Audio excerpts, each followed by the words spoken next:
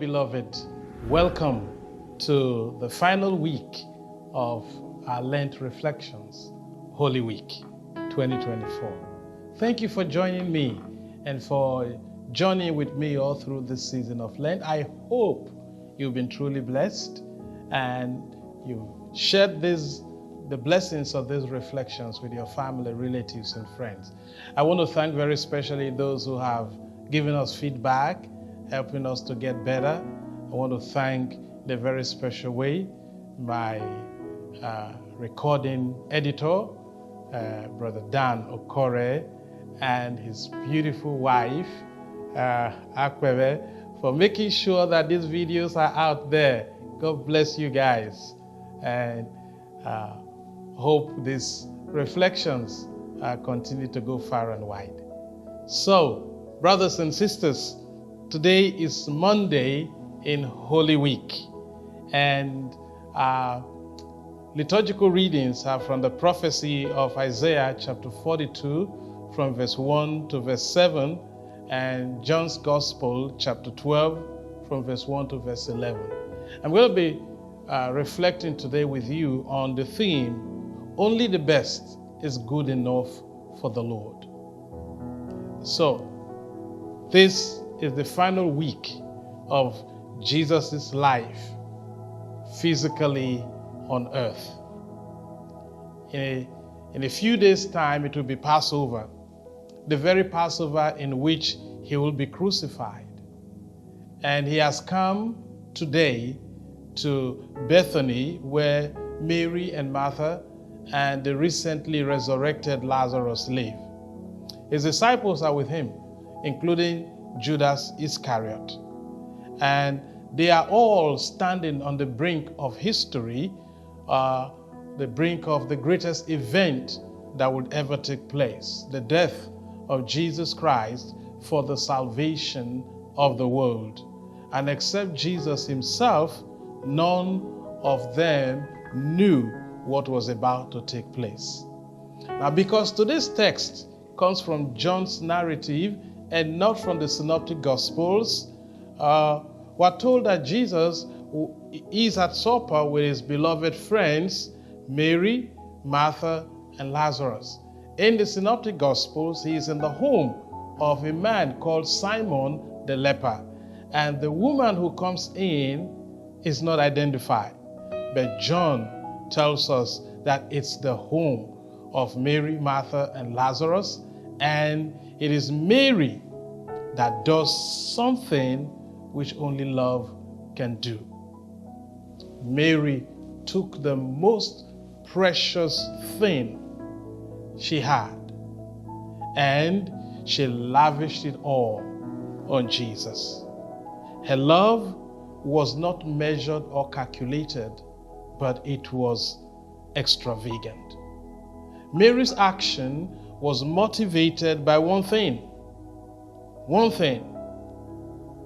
namely her love for Jesus and her gratitude for God's mercy. However, the reaction that she received was not all warm and fuzzy. The evangelist writes in verses 4 to 6, "Then Judas the Iscariot, one of his disciples and the one who would betray him, said, 'Why was this oil not sold for 300 days' wages and given to the poor?'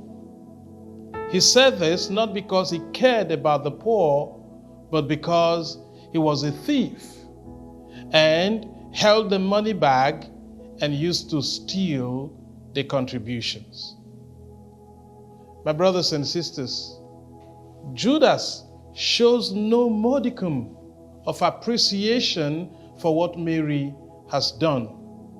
And he does not mince words in doing so. Mary comes in with the best perfumed oil that money could buy at that particular time, made of pure nard. And she breaks the alabaster jar in which it was being carried, and empties it all completely on Jesus. She does not hold back. She doesn't open the alabaster jar so that some bit could be left over. No, but she breaks it. In other words, Mary had no intention of keeping anything back for herself. She gave. She donated this expensive ointment for the feet of Jesus. And while perhaps it was not known to her that Jesus had only 6 days remaining before the crucifixion, she loved him because he is Lord. Now, one could ask the question, what was Judas aiming to achieve by objecting to Mary's lavish outpouring of this expensive oil on Jesus? Now, whatever motivation he had, I am sure that you also have experienced in your life times when someone does something good, but another person ends up just criticizing it. Not appreciating it, just criticizing it. And you know, it's far easier to criticize than to build up others or to do good yourself. Negative critics revel in pointing out flaws, but they do no good themselves. The scripture says that the ointment Mary brought was very valuable. In fact, it was worth about the salary of an average worker in an entire year. That is what Mary poured out with complete abandonment. The most valuable possession she had, she gave it all without holding back. That's how much Mary loved Jesus. So, I have to ask myself, and I have to ask you, how much do you and I love Jesus? The fact that 20% of nearly every church membership gives 80% of their time to ministry, give 80% of their financial resources to fund church ministries, indicates that while many people claim to love Jesus, they are not willing to give him their very best. 80% of church membership do 20% of ministry and give 20% of financial resources, while only 20% give 80% of their very best. So many people who claim to follow Jesus have never come to know him to the degree that they are willing to give him the best of their lives. They are not willing to give him their time on a daily basis or on a weekly basis. They are not willing to give him even 1/10 of all he has given them. They may claim to love Jesus, but they don't define love the same way that Jesus defines it. Jesus gave his life for us. So, what are we willing to give him? Have we given him the best that we have? And if not, what does that say about how much we really love him? Mary gave Jesus the very best that she had. Mary also humbled herself in order to honor Jesus. It is impossible for us to honor God and maintain a sense of self-importance at the same time. Like John the Baptist said, he must increase and I must decrease. Mary worshipped in such a way that was, in and of itself, humbling. To pour out a precious ointment on someone else's feet is one thing, but to wipe the person's feet with your hair is another whole thing.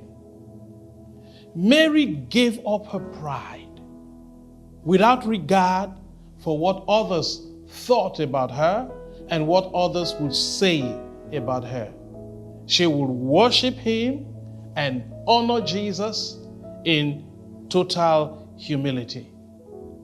My dear friends, when we come to know Jesus for who he really is, it will humble us. When we know him, coming into his presence will be no ordinary thing. Worshiping him, ascribing to him the glory and the honor that he alone deserves will not be something that we do trivially. Ascribing to him all the glory, all the honor will be something that we do with immense joy. So, the better we know him, the more personal, the more intimate, the more humbling our worship experience will be. However, while Mary was consumed with a passion to honor Jesus, to show him how much she really loved and appreciated him, there were others present at this supper that also loved Jesus, also honored him, but they just didn't understand what Mary was doing. Jesus' answer to Judas shows the value that he himself attached to Mary's action. Jesus said, "You always have the poor with you, but you do not always have me." You see, the plight of the poor is something that needs our attention. But Jesus points to something that should be valued above all else in that time and indeed in this time. And what is that thing? The presence of the Lord himself. While Judas valued money so that he may steal it, Mary highly valued Jesus beyond everything else. Mary so loved the Lord that she gave the best that she had. The best, not the rest, not the leftovers, but the very best that she had. Mary doesn't hold back. She wasn't like Ananias and Sapphira, who held back from the Lord some of what they had, forgetting that the earth is the Lord's and the fullness thereof, and the people that dwell therein. Mary knew that without the Lord, she has nothing, she can do nothing, and she'll have nothing. So she gave it all to the Lord. My dear brothers and sisters, this is Holy Week. We've gone through the whole season of Lent, looking up with eager expectation to this week. But do we highly value our time with Jesus? What value do you put on the Lord? Value is hard to measure. Some argue that it can't be measured, but that it can be arranged in an order. And there is the thing that you value the most, then the thing you value second most, third most, fourth most, etc. So we can order our values. So we should consider, what order does Christ take on our scale of values? And as true believers, we should be able to say, he takes the first place. He takes number one. He is of the utmost value. No one, nothing should be of higher value than the Lord himself. But does your life reflect that Christ is of the highest value to you? Is prayer, is scripture reading, is the Holy Eucharist, the sacraments of the church, is fellowship, attendance at Mass, meditating on the Word? Are these the first things that come to your mind when you wake up in the morning? Are these the things that you treasure or you look forward to expectantly in the course of the day? Do they take the highest priority, or are they just afterthoughts? Is church merely a habit to you, or is it a thing of pure joy? As believers, let us always value the Lord above all else. For as Jesus himself would say, where your treasure is, there your heart will be also. Let us value the Lord above all else, thanking him, praising him for who he was, who he is, and for who he'll continue to be for us and to us. And let us endeavor to give him the very best of our time, of our talents, and our treasures. And remember, his word says in Luke chapter 6, give, and it shall be given back to you. A full measure, pressed down, shaken together, and running over, shall be poured into your laps. We give him of our best, he gives us of his best, and even more. What a joyful thing to give to the Lord. Share this message, because I know it has blessed you. And thank you for watching.